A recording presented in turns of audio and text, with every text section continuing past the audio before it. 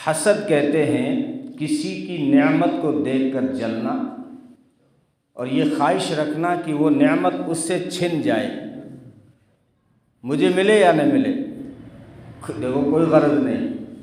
حالانکہ اللہ نے اگر کسی کو کوئی نعمت دی ہے تو اپنے خزانوں سے دی ہے، ہمارے حصے کا نکال کے اللہ نے کسی کو نہیں دیا، تو انسان ہمیں کیا حق ملتا ہے کہ ہم کسی کی نعمت پہ حسد کریں؟ تو یہ بیماری پائی جاتی ہے، ہمارے اندر پائی جاتی ہے، ہمارے معاشرے میں پائی جاتی ہے۔ اللہ کی طرف سے کسی کو کوئی دولت مل گئی، کوئی اچھی گاڑی لے آیا، کوئی شاندار گھر بنا لیا، کہیں پراپرٹی بنا لی، کہیں جائیداد بنا لی، کہیں اس کی دکان اگر چلنے لگ گئی، یا اس کو حسن مل گیا، یا کوئی عزت مل گئی، کوئی اسٹیٹس مل گیا، کوئی عہدہ مل گیا، تو پھر خام و خواہ دوسرے جو ہے حسد شروع کر دیتے ہیں۔ یہ حسد اتنی بڑی بیماری ہے کہ آسمانوں میں جو سب سے پہلا گناہ ہوا وہ حسد تھا، اور وہ ابلیس نے کیا تھا۔ جب اللہ نے فرشتوں کو حکم دیا، ابلیس بھی حکم میں شامل تھا کہ آدم کی عظمت کا اقرار کرو۔ اب یہ چیزوں کا علم جانتا ہے، وہ بھی اس نے بتا دیا، میں نے اس سے فوقیت دی ہے، ساری مخلوق سے میں نے اس کو اشرف بنایا ہے، میں نے اس سے بہتر بنایا ہے، اب اس کی عظمت کا اقرار کرو۔ اگر اللہ نے کسی کو نوازا ہے تو اس کا اقرار کرو، اس کو ایکسپٹ کرو۔ اب اس انسان کو میں نے نوازا ہے، فرشتوں تم جو ہے اس کے اقرار کو مانو، عظمت کو مانو۔ فرشتوں نے تو مان لیا، لیکن ابلیس نے ابا واستکبر، اس نے انکار کر دیا اور تکبر کرنے لگا، دلیلیں وجہ ڈھونڈنے لگا۔ حسد کرنے والا یہی دیکھتا ہے کہ یہ عہدہ مجھے ملنا چاہیے تھا، میں لائق تھا اس کا، یہ چیز میرے پاس ہونی چاہیے تھی، اس سے کیوں مل گئی، میں اس سے بہتر ہوں۔ حسد کرنے والا تکبر میں ضرور مبتلا ہوتا ہے، وہ خودی میں مبتلا ہو، اپنی خودی میں اپنے آپ کو سب سے بہتر سمجھتا ہے، اس چیز کے لائق سمجھتا ہے۔ حالانکہ نبی نے فرمایا ابو ہریرہ سے، اگر سب سے بڑے مالدار بننا چاہتے ہو نا، اگر سکون چاہتے ہو، ورض بما قسم اللہ لک تکن اغنی الناس، اللہ کی تقسیم پہ راضی ہو جاؤ، تم سب سے بڑے مالدار ہو۔ کیا نبی نے علاج بتایا ہے، کوئی تعویذ ایسا نہیں بتا سکتا کائنات میں، بس ایک ہی جملے میں سارا علاج بتا دیا کہ اللہ کی تقسیم پہ راضی ہو جاؤ، اور اپنی جو اللہ نے تمہیں نعمتیں دی ہیں ذہن کو ادھر لے جاؤ کہ اللہ نے تمہیں بھی کچھ نعمتیں دی ہیں، تو پھر حسد نہیں ہوگا، زبان پہ اللہ کا شکر آئے گا۔ مثلا اگر کسی کو کوئی چیز مل گئی، کسی کو عہدہ مل گیا، مالداری مل گئی، عزت مل گئی، تو اس پہ حسد کرنے کے بجائے اللہ نے جو ہمیں نعمتیں دی ہیں اس کی طرف دماغ کو لے جاؤ کہ بہت ساری چیزیں ہمارے پاس ہوں گی جو اس کے پاس نہیں ہوں گی، اور اللہ نے ہر ایک انسان کو کیا کروڑوں سے بھی زیادہ قیمتی دولتیں اور نعمتیں دے رکھی ہیں۔ جب انسان جو ہے اس نعمتوں کا سوچے گا، اس کو اپنے خیال میں لائے گا، تو زبان پہ پھر شکر ادا آئے گا۔ اور فرمایا ورض بما قسم اللہ لک، اللہ کی تقسیم پہ راضی ہو جاؤ۔ اللہ نے دنیا میں سب کو برابر نہیں بنایا، 5 انگلیاں برابر نہیں بنائی، اسی میں اس حسن ہے، اسی میں کائنات کی خوبصورتی ہے۔ اگر اللہ کے خزانے میں تو کسی بات کی کمی نہیں تھی، اللہ سب کو مالدار بنا دیتا، تو 1 منٹ کے لیے سوچو کہ یہ دنیا کیسے چلتی، مزدور ہمیں کہاں سے ملتا، کھیتی کون کرتا، پلاسٹر کون کرتا، تیری اینٹیں کون رکھتا، اس کے خزانے میں تو کوئی کمی نہیں تھی، وہ سب کو جو ہے امبانی بنا دیتا، ٹاٹا برلا والے سب برابر ہوتے، مالداری میں سب یورپ ہندوستان ہر شخص برابر ہو جاتا۔ بتاؤ یہ دنیا چل سکتی تھی؟ نہیں چل سکتی تھی۔ ہمارے کام پیسے کھائے تو نہیں جا سکتے نا، تو کوئی دکان کھولتا ہی نہیں. 10,000 روپये مہینے کمانے کے لیے کون کھولے گا؟ امبانی کھولے گا؟ غلہ کھولے گا امبانی؟ نہیں کھولے گا. تو سارے امبانی ہوتے تو پھر دکان اناج کہاں سے لاتے؟ تو مرچی مسالہ کہاں سے لاتے؟ کوئی دکان کھولتا ہی نہیں. تو فرمایا اللہ کی تقسیم پہ راضی ہو جاؤ، تم سب سے بڑے مالدار ہو. اللہ نے بہت کچھ دیا ہے. دل دیا ہے ہمارے پاس میں، اس کی کوئی قیمت ہے؟ جگر ہے ہمارے پاس، آنکھیں ہیں اس کے پاس، اس کی کوئی قیمت ہے؟ دماغ دیا اللہ نے، پاگل بنا دیتا ہم کیا کر سکتے تھے؟ اندھا بنا کے دنیا میں بھیج دیتا ہم کیا کر سکتے تھے؟ اللہ تعالیٰ کسی اور مخلوق میں پیدا کر دیتا، ڈوگ بنا دیتا، کیٹ بنا دیتا، بفیلو بنا دیتا، ہم کیا کر سکتے تھے؟ ڈنکی یا منکی بنا دیتا، ہم کیا کر سکتے تھے؟ تو فرمایا اگر اللہ کی نعمتوں کو تم سوچو گے تو زبان پہ شکر آئے گا. اللہ کی تقسیم پہ راضی ہو جاؤ. حسد کا علاج بتایا. بڑی مہلک بیماری ہے. میں نے کہا آسمانوں میں سب سے پہلے جو گناہ ہوا وہ حسد ابلیس نے کیا. اب انسان پہ اس نے حسد کیا اور وجہ کیا بتائی؟ انا خیر منہ، میں اس سے بہتر ہوں. خلقتنی من نار وخلقتہ من طین، میں آگ سے بنا ہوا ہوں اور یہ انسان مٹی سے بنا ہوا ہے. تو آگ اور مٹی کا کوئی میچ ہے، کوئی مقابلہ ہے؟ تو میں افضل ہونا چاہیے تھا. اشرف مخلوق میں ہوتا، ساری مخلوق کا سردار مجھے بنانا چاہیے. اور عبادت بھی دیکھو گے تو بہت سجدے کیے ہیں میں نے. یہ آدم تو اب بنایا جا رہا ہے، میں اسی دھرتی پہ کئی سجدے کر آ چکا ہوں. زمین پہ کوئی جگہ نہیں چھوڑی جہاں میں نے سجدہ نہ کیا ہو. تو میں بہتر ہوں. تو یہ حسد جو بیماری، حسد سب سے بڑا گناہ اور سب سے پہلا جو گناہ آسمانوں میں ہوا وہ حسد کی بیماری، جلن ہوئی اس سے انسان پر. اور زمین پر بھی سب سے پہلا گناہ جو ہوا وہ حسد ہوا. سب سے پہلے قابیل نے حابیل پر حسد کیا. یہ دنیا میں پہلا گناہ تھا. آدم علیہ السلام کے بیٹے ہیں قابیل اور حابیل. اب اللہ کو دنیا پھیلانی تھی، اس لیے اصول یہ تھا، ضابطہ یہ تھا کہ آدم علیہ السلام کے گھر میں 2 بچے صبح پیدا ہوتے تھے، لڑکا اور لڑکی. 2 شام کو پیدا ہوتے تھے، لڑکا اور لڑکی. جو صبح لڑکا پیدا ہوتا تھا اس کا نکاح اس لڑکی سے ہوگا جو شام کو پیدا ہوگی، اور شام کو جو لڑکا پیدا ہوا ہے اس کا نکاح اس کے ساتھ جائز ہے جو صبح پیدا ہوئی ہے. لیکن جو قابیل کے ساتھ میں پیدا ہوئی وہ قابیل کے نکاح میں نہیں آ سکتی، جو حابیل کے ساتھ پیدا ہو گئی وہ حابیل کے نکاح میں نہیں آ سکتی. اب جو حابیل کے ساتھ پیدا ہوئی وہ قابیل کے نکاح میں آئے گی، جو قابیل کے ساتھ پیدا ہوئی وہ حابیل کے نکاح میں آئے گی. یہ اصول تھا ان کی شریعت کا. اب ہوا یہ کہ جو حابیل کے نکاح میں آئی وہ خوبصورت تھی، اور جو قابیل کے نکاح میں آئی وہ اتنی خوبصورت نہیں تھی. تو حسد ہوا اس کو، قابیل کو، اپنے بھائی پر. اور حسد بھائیوں میں بھی ہو جاتا ہے. یہ بھی بڑی عجیب بات ہے. حسد کرنے کے لیے دشمن نہیں چاہیے، حسد بھائیوں میں پیدا ہو جاتا ہے. ایک بھائی کو اللہ اگر نواز دے تو حقیقی بھائیوں، سگے بھائیوں میں حسد پیدا ہو جاتا ہے. قرآن سے پوچھو آپ کہ یوسف علیہ السلام کو کنویں میں کس نے ڈالا؟ بھائیوں نے. اور کہا کہ قتل کر ڈالو، اقتلوا یوسف او اطرحوه ارضا یخل لکم وجہ ابیکم. بھائی حقیقی کہنے لگے یوسف کو قتل کر دو. کیوں؟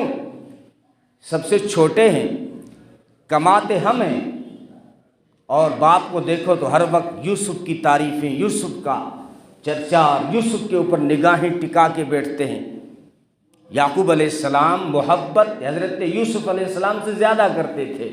اور یہ عام سی بات ہے کہ جو چھوٹا ہوتا ہے تو ماں باپ کی محبت کی توجہ چھوٹے کی طرف زیادہ ہوتی ہے. ہمارے گھروں میں بھی بچے ہیں، آپ خیال کر لیں، جو چھوٹا ہوتا ہے وہ محبت کا مرکز ہوتا ہے. اور دوسری بات یہ کہ اللہ نے فرما دیا تھا کہ تیرا جو چھوٹا بیٹا یوسف ہے یہ ایک دن نبی بنے گا. اب جو بیٹا نبی بننے والا ہو اس سے تو محبت کیوں نہیں کریں گے؟ لیکن بڑے بھائیوں کو ہو گیا حسد. کہ کماتے تو ہم ہیں، بڑے بھائی کو یہی شکوہ رہتا ہے۔ لیکن بڑے بھائی کو تسلی رکھنی چاہیے، اسلام نے بڑے بھائی کو باپ کا درجہ دیا ہے، بڑا بھائی باپ کے برابر ہے۔ چھوٹوں کو بڑے بھائی کا اتنا ہی احترام کرنا چاہیے جتنا اپنے باپ کا کرتے ہیں۔ کیوں؟ اس لیے کہ بیچارے کا سارا جو ہے، ساری کمائی جو ہے بھائی اور بہنوں پہ لگ جاتی ہے، اور اس کے خود کے بال جب سفید آتے ہیں تو غریبی میں چلا جاتا ہے۔ چھوٹے آزاد ہیں، بہنوں کے سارے خرچے اکثر بڑے بھائی پہ چلے جاتے ہیں۔ اس لیے اسلام نے کہا کہ بڑا بھائی جو ہے یہ باپ کا مقام رکھتا ہے۔ تو بڑے بھائیوں کو چھوٹے بھائی پہ حسد ہو گیا کہ کماتے تو ہم ہیں، ساری محنت تو ہم کرتے ہیں، باپ کو دیکھو ہر وقت یوسف کے چرچے ہیں۔ تو انہوں نے کہا کہ قتل کر دو۔ تو ایک بولا اس میں سے یہودا کہ قتل مت کرو، کنویں میں ڈال دو یا کہیں دوسرے ملک چھوڑ آؤ، بس باپ کی نگاہ سے ہٹ جائے گا، پھر باپ کی محبت ہماری طرف ہو جائے گی۔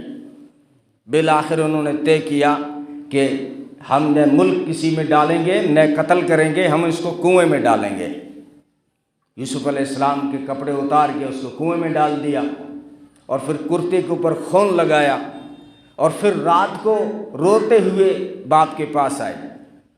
وَجَاءُوا أَبَاهُمْ عِشَاءً يَبْكُونَ، وہ رات کو عشاء کے وقت روتے ہوئے ابا کے پاس ہے، ابا جان ہم تو کھیل میں لگ گئے، یوسف کو بھیڑیا کھا گیا۔ یہ بہانہ کیا، دیکھو ہم جھوٹے نہیں ہیں، یہ کرتا ہے ان کا، اس کے اوپر خون لگا ہوا ہے، کسی جانور کو مار کے یوسف کے کرتے پہ خون بھی لگا دیا تھا انہوں نے۔ یعقوب علیہ السلام نے جب کرتے کو دیکھا تو ساری کہانی سمجھ گئے، ایسا کیسا بھیڑیا تھا کہ میرے بیٹے کو تو کھا گیا، لیکن کرتا کہیں سے بھی پھٹا ہوا نہیں ہے، کہیں بھی دانت کا پنجے کا نشان نہیں ہے۔ کہا یہ تو سب تمہارا کیا ہوا ہے، فَصَبْرٌ جَمِيلٌ وَاللَّهُ الْمُسْتَعَانُ عَلَى مَا تَصِفُونَ، بس صبر کرتا ہوں، اور جو تم بیان کر رہے ہو بس میں اللہ سے ہی مدد مانگتا ہوں، اللہ ہی کوئی راستہ نکالے گا، باقی یہ سب تمہارا کیا ہوا ہے۔ تو یہاں پہ حسد جو ہوا بھائیوں کو ہوا، تو زمین پہ جو پہلا گناہ ہوا وہ حسد تھا۔ قابیل نے اپنے بھائی پہ حسد کیا کہ میں اس لائق تھا۔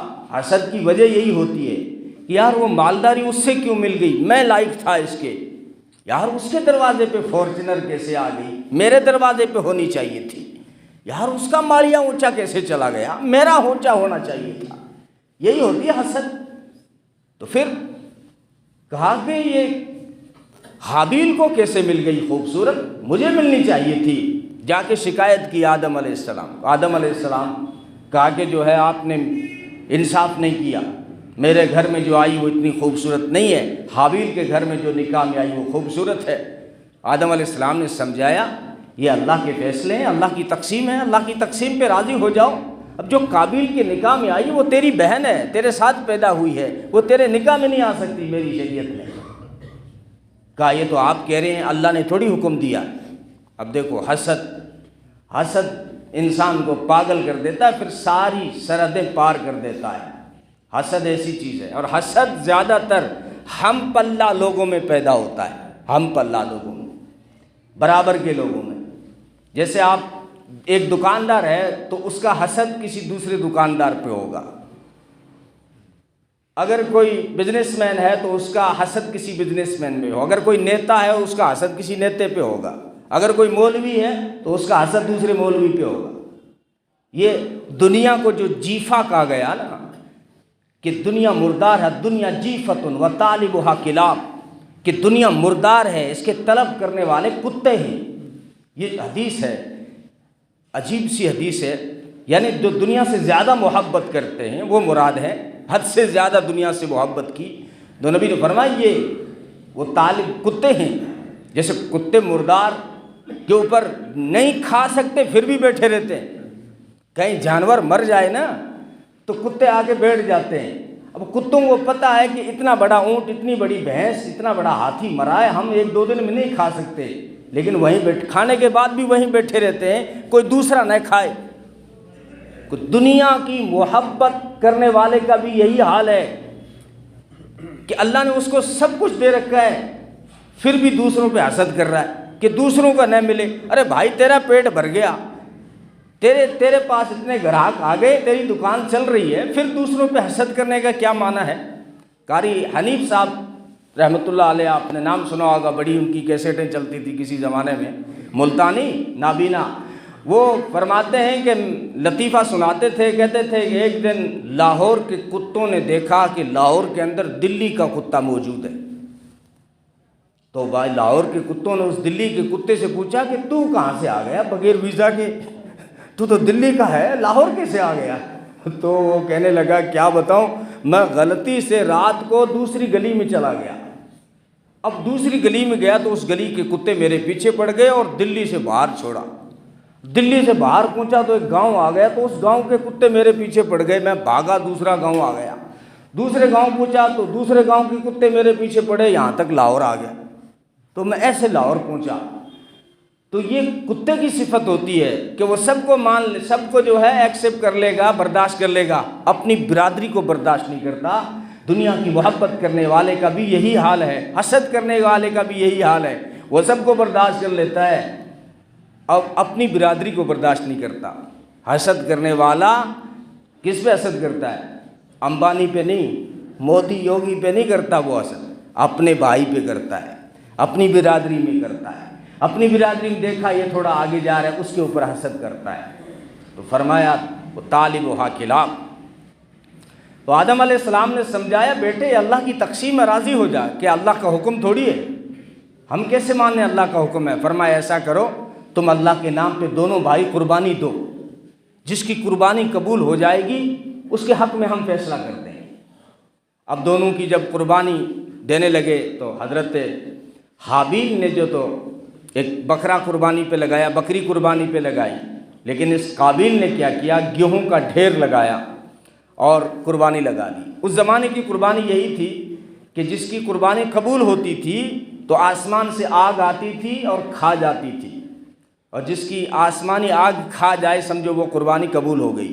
پچھلی شریعتوں میں یہی تھا, یہ تو ہماری شریعت ہے, ہمیں اللہ نے نوازا ہے کہ جو تم قربانی کرتے ہو بس چھری چلانے کے بعد اللہ نے فرمایا مجھے نہ تو گوشت چاہیے, نہ خون چاہیے, نہ کھال چاہیے, نہ بال چاہیے, بس سارا تم کھا لو. پھر کیوں لگوایا تھا؟ کہ میں یہ دیکھنا چاہتا تھا کہ تمہارے دلوں کا جذبہ کیا ہے, میرے نام پہ کتنا لگا سکتے ہو. جب تم نے چھری چلا لی اب سارا تمہارا ہے, قربانی کا سارا گوشت تم کھا سکتے ہو. یہ جو 3 حصوں میں جو تقسیم کیا جاتا ہے ایک مستحب طریقہ ہے, کرنا چاہیے, لیکن اصول مسئلہ یہی ہے کہ سارے آپ کھانا چاہیں تو کھا سکتے ہیں, سارا تقسیم کرنا چاہیں تو سارا تقسیم کر سکتے ہیں, لیکن 3 حصے جو رکھے وہ مستحب ہیں کہ ایک اپنا, ایک غریبوں کا, ایک رشتہ داروں کا. تو دونوں نے قربانی دی تو حضرت حابیل کی قربانی قبول ہوئی, آسمان سے آگ آئی, ان کے بکرے کو کھا گئی. اور حابیل, کیونکہ اللہ کے یہاں جو نیک اعمال قبول ہوتے ہیں وہ اخلاص سے کمل للہیت سے قبول ہوتے ہیں. اب یہ تو کسی اور مقصد سے جو ہے لگا رہا تھا تو اس کا ڈھیر یوں کا یوں پڑا رہا, قبول نہیں ہوئی. اب اس کو اپنے بھائی پہ حسد اور بڑھ گیا. حضرت آدم علیہ السلام جب عمرہ یا حج کرنے مکہ تشریف لے گئے تو پیچھے اس نے اپنے بھائی کو قتل کر دیا. پہلا جو دنیا میں قتل ہوا حسد کی وجہ سے ہوا, جلن کی وجہ سے ہوا. اب افسوس ہوا, اب کیا کریں, یہ پہلا انسان اس دنیا میں فوت ہوا ہے, کیا کریں, کچھ سمجھ میں نہیں آ رہا تھا. کئی دنوں تک وہ لاش کو اٹھائے پھرتا رہا, کہاں چھپائیں, کیا کریں, کوئی طریقہ معلوم نہیں تھا. اسی جنگل میں اس نے دیکھا کہ جو ہے 2 کوے بھی لڑے تھے اور ایک کوا مر گیا تھا. تو دوسرا جو کوا تھا اس نے اپنی چونچ سے اور اپنے پنجوں سے گڑھا کھودا. جب گڑھا کھد گیا تو مرے ہوئے بھائی کو, کوے کو جو ہے وہ پکڑ کے لے آیا گھسیٹ کے چونچ میں اور اس گڑھے میں ڈالا, اور پھر پاؤں سے جو ہے مٹی ڈالی اس نے, کوے نے. یہ انسان نے بھی وہاں سے سیکھا, یہ کالا کوا انسان کا استاد ہے. قبر کھودنا, اس میں بھائی کو سلانا, یہ کوے نے سکھایا ہے انسان کو. اس لیے کہتے ہیں یہ کالا کوا انسان کا استاد ہے. حسد اس کو بھی ہوا ایک بار. کوے نے حضرت سلیمان علیہ السلام کے دربار میں شکایت کر دی کہ ہد اتنا چہیتا کیوں ہے. سلیمان علیہ السلام نے فرمایا اللہ نے اس کو علم دیا ہے، علم کی وجہ سے بہت ساری صفتیں ہیں، وہ جو ہے مٹی سونگھ کے بتا دیتا ہے کہ زمین میں پانی ہے یا نہیں، وہ مٹی سونگھ کے بتا دیتا ہے کہ نیچے پانی میٹھا ہے یا کھارا۔ تو کوا کہنے لگا یہ لائق نہیں ہے اس عہدے کے، کیونکہ جب شکاری جال ڈالتا ہے تو یہ بھی پھنس جاتا ہے، تو اس سے پوچھو نا اللہ کے پیغمبر کہ تجھے زمین کے نیچے نظر آ جاتا ہے لیکن تجھے شکاری کا جال نظر نہیں آتا۔ تو سلیمان علیہ السلام نے کہا تیری شکایت تو ٹھیک ہے، اس سے بلاتے ہیں پوچھتے ہیں۔ جب وہ ہدہد کو بلایا گیا اور پوچھا کہ یہ کوا تیری شکایت کر رہا ہے، تو تیرا دعویٰ ہے کہ میں زمین کے نیچے پانی بتا دیتا ہوں، میٹھا کھارا بتا دیتا ہوں، تو جب شکاری کے جال میں کیوں پھنس جاتا ہے، شکاری کا جال کیوں نظر نہیں آتا؟ تو ہدہد کہنے لگا اللہ کے پیغمبر یہ کالے کرتوت والا کوا کیا جانے، یہ تقدیر ہے، جب اللہ کی تقدیر آ جاتی ہے پھر انسان کے ہیلے سارے پھیل ہو جاتے ہیں۔ تقدیر میں کہیں پھنسنا ہوتا ہے تو میں پھنس جاتا ہوں، پھر موت آتی ہے تو پھر میں جال میں پھنس جاتا ہوں۔ تو خیر پہلا جو زمین پہ گناہ ہوا وہ حسد تھا، اور اسی حسد کی وجہ سے پہلا دنیا میں قتل ہوا۔ اتنی بری چیز ہے۔ اور یہ دل کی صفائی یہ بہت بڑا عمل ہے اسلام میں۔ نبی نے فرمایا زیادہ لوگ جو جنت میں جائیں گے وہ نماز، روزہ اور صدقہ اور خیرات سے نہیں جائیں گے۔ عجیب حدیث ہے، زیادہ لوگ جو جنت میں جائیں گے وہ نماز، روزہ، صدقہ اور خیرات سے نہیں جائیں گے، بلکہ زیادہ لوگ جو جنت میں جائیں گے وہ اللہ کی رحمت اور دلوں کی صفائی سے جنت میں جائیں گے۔ دل صاف ہو، کسی کا جو ہے بغض نہ ہو، کینہ نہ ہو، اس میں جو ہے کسی کے بارے میں حسد نہ ہو، جلل نہ ہو، یہ بہت بڑی نیکی ہے۔ نبی نے فرمایا تمہارے صحابہ کے بیچ میں بیان فرمایا تو فرمایا ابھی تمہارے سامنے جنتی آئے گا، ابھی کوئی بندہ آئے گا وہ جو جنتی ہے۔ تو صحابہ نے سب نے گردنیں اٹھا کے دیکھا کون آئے گا۔ تھوڑی دیر کے بعد دیکھا کہ سعد بن مالک انصاری وضو کر کے آ رہے ہیں، ہاتھ میں بائیں ہاتھ میں جوتے پکڑ رکھے ہیں، داڑھی سے پانی ٹپک رہا ہے، مسجد میں داخل ہوئے۔ یہ بات ہوئی اور ہو گئی۔ دوسرے دن نبی نے پھر اعلان فرمایا سنو آج پھر تمہارے سامنے تھوڑی دیر بعد جنتی آئے گا۔ تو صحابہ نے پھر تجسس کیا کہ کون آ رہا ہے، تو دیکھا کہ وہی انصاری سعد بن مالک آ رہے ہیں۔ تیسرے دن نبی نے پھر فرمایا تھوڑی دیر کے بعد تمہارے پاس جنتی آئے گا، تو دیکھا وہی انصاری سعد بن مالک آئے۔ تو حضرت عبداللہ ابن عمر کہتے ہیں مجھے تجسس ہوا، میرے دل میں یہ خیال آیا کیا ان کے پاس نیکی ہے، کون سا عمل ہے جس کی وجہ سے یہ جنتی ہو گیا۔ میں پتہ کروں گا، تحقیق کروں گا، ان کے گھر جاؤں گا، کوئی بھی ہیلا کروں گا لیکن پتہ ضرور کروں گا کہ یہ کیا اعمال کرتے ہیں۔ تو کہتے ہیں میں دوسرے دن ان کے گھر پہنچ گیا، میں نے تھوڑا سا ہیلا کیا، میں نے کہا او سعد بن مالک میں عمر بن عاص کا بیٹا عبداللہ ہوں، میری اور باپ کی لڑائی ہو گئی، باپ نے میرے کو گھر سے نکال دیا، اب جو ہے مجھے آپ 3 دن ٹھہرا سکتے ہیں کیا؟ انہوں نے کہا کوئی بات نہیں، کوئی مسئلہ نہیں، آپ کا گھر ہے ٹھہرو۔ وہ آپ نے باپ بیٹے کا مسئلہ ہے، میں کچھ نہیں بولتا، لیکن میرے مکان میں آپ ٹھہر سکتے ہیں۔ حالانکہ باپ سے لڑائی نہیں ہوئی تھی، ان کو دیکھنا یہ تھا کہ کیا عمل کرتے ہیں یہ۔ تو 3 دن ان کے گھر ٹھہرے۔ راتوں کو کہتے ہیں جب میں جاگتا رہتا تھا کہ پتہ نہیں کب اٹھ کے کون سا عمل کرتے ہیں، کون سے نوافل پڑھتے ہیں۔ 3 راتیں میں نے سویا ان کے گھر، وہ عشاء کے بعد سو جاتے تھے اور فجر میں ہی اٹھتے تھے، کوئی عمل نہیں دیکھا۔ تو 3 دن کے بعد میں نے کہا کہ اللہ کے بندے میری کوئی باپ سے لڑائی نہیں ہوئی تھی، مجھے نبی نے 3 دن فرمایا جنتی آئے گا، جنتی تم ہی آئے، مجھے یہ دیکھنا تھا کہ تمہارا عمل کیا ہے۔ تو کچھ نہیں دیکھتا، 5 نمازیں پڑھتے، ہم بھی پڑھتے ہیں، اور کوئی خاص عمل نہیں دیکھا آپ کے پاس میں۔ تو کہا میرے اعمال تو یہی ہیں جو تم نے دیکھے ہیں اور کوئی خاص عمل نہیں ہے۔ تو کہتے ہیں میں مایوس ہو کے جب جانے لگا، جب میں دروازے پہ پہنچا تو انہوں نے آواز دی سنو ایک عمل ہے میرے پاس شاید جو تم تلاش کرتے ہو، کہ میں کسی مسلمان کے بارے میں کینہ نہیں رکھتا اپنے دل میں، کسی مسلمان کا برا نہیں چاہتا، اور میں کسی سے حسد نہیں کرتا۔ تو حضرت عبداللہ نے فرمایا ہاں یہی عمل ہے جس نے تمہیں جنتی بنایا ہے۔ حضرت موسیٰ علیہ السلام جب کوہ طور پہ گئے، وہاں اللہ سے بات کی تو اللہ نے کچھ پردے ہٹائے، مناظر دکھائے، انہوں نے دیکھا عرش کے سائے میں ایک خصوصی نشست ہے، ایک بندے کو وہاں مقام ملا ہے، یعنی جب جنت کے فیصلے ہوں گے قیامت کے میدان میں، اس کو عرش کے سائے کے نیچے خصوصی ایک بندے کو درجہ دیا گیا ہے۔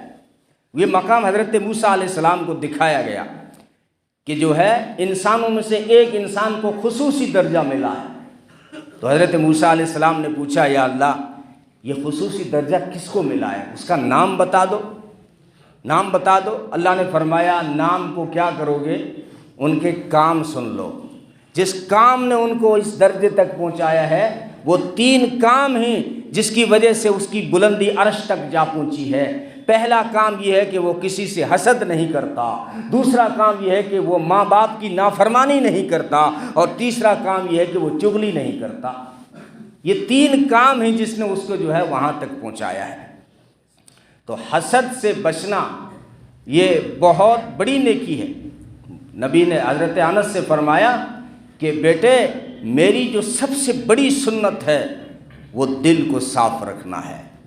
یہ مشکل کام ہے، مشکل کام ہے، لیکن انسان اگر کوشش کرے تو اس کے علاج نبی نے خوب بتائے ہیں۔ اور حسد کرنے والا ہی نقصان میں رہتا ہے۔ جس پہ حسد کیا جائے اس کو زیادہ فکر مند ہونے کی کوئی ضرورت نہیں ہے، اس کو تو شکر ادا کرنا چاہیے۔ جس کے اوپر لوگ حسد کریں نا اس کو زیادہ گھبرانے کی ضرورت نہیں ہے، اس کو تو اللہ کا شکر ادا کرنا چاہیے کہ اللہ نے مجھے کوئی نعمت دی ہے تبھی تو لوگ حسد کر رہے ہیں، اس کو تو شکر ادا کرنا۔ لیکن جو حسد کر رہا ہے، جو جل رہا ہے، وہ ہمیشہ نقصان میں رہتا ہے، وہ کبھی چین اور سکون حاصل نہیں کر پاتا۔ یہ بہت جو نقد جو اس کو عذاب ملا وہ یہ ہے کہ حسد کرنے والا کبھی بھی سکون میں نہیں ہو سکتا، اندر سے وہ جلتا رہتا ہے، اندر سے وہ پریشان رہتا ہے۔ اس لیے حسد سے جو ہے ہم بچیں، بہت بری بیماری ہے۔ کسی نے فارسی میں کہا ہے آئین ما است سینہ چوں آئینہ داشتن، آئین ما است سینہ چوں آئینہ داشتن، در طریقت ما کفر است در طریقت ما کینہ داشتن، کہ ہمارا آئین ہے کہ سینے کو آئینے کی طرح صاف رکھنا، دل کو آئینے کی طرح صاف رکھنا، یہ ہمارا آئین ہے، قانون ہے۔ اور فرمایا کفر ہے ہمارے راستے میں، کفر ہے ہمارے طریقوں میں، کفر ہے ہماری طریقت میں کہ سینے میں کینہ رکھنا۔ تو کینہ پھر حسد جب زیادہ پلتا ہے دل میں پھر وہ کینہ بن جاتا ہے، اور کینہ پھر بن جائے تو اتنی بری بیماری بن جاتی ہے کہ جو ہے شب قدر میں جہاں سب کو بڑے بڑے گنہگاروں کی معافی ہو جاتی ہے، چند گنہگاروں کی معافی نہیں ہوتی، اس میں وہ بندہ بھی ہے، اس کی معافی نہ شب قدر کو ہوتی ہے، نہ شب برات کو ہوتی ہے، نہ کسی اور مغفرت کی گھڑی میں اس کی معافی ہوتی ہے جو کسی کا کینہ جو اپنے دل میں رکھتا ہے۔ اس لیے ان بڑی بیماریوں سے بچیں، اپنے دل کو صاف رکھیں اور اطمینان والی زندگی گزار کریں۔ جو نبی نے نسخہ بتایا ورض بما قسم اللہ لک تکن اغنی الناس، کہ اللہ کی تقسیم پہ راضی ہو جاؤ۔ اللہ نے مختلف نعمتوں کو مختلف لوگوں میں بانٹا ہے،